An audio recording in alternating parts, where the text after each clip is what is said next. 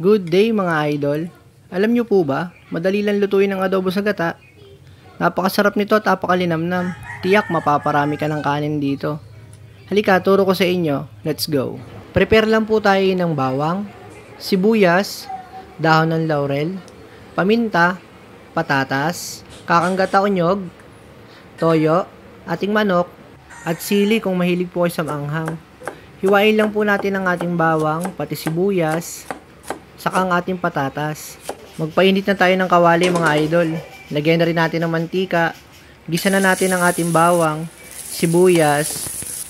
After lumabas ang aroma, lagay na rin ang manok. Kasunod ang paminta. Haluin lang ng kaunti. Maglagay na rin tayo ng toyo. 3 scoops ang ginamit ko dyan. Depende sa panlasa nyo mga idol. Nilagay ko na rin yung unang piga ng niyog o kakanggata. Sinunod ko na ang patatas, sabay tinakpan ng maigi. Makalipas ang ilang minuto, ganito lang kayang itsura mga idol. Nilagay ko na rin ang unang piga ng nyog. At kung nanonood ka pa idol, maraming salamat sa suporta. Paki-comment naman anong sunod natin lulutuin. Paki-share na rin kung hindi ka busy kaibigan. Maraming salamat.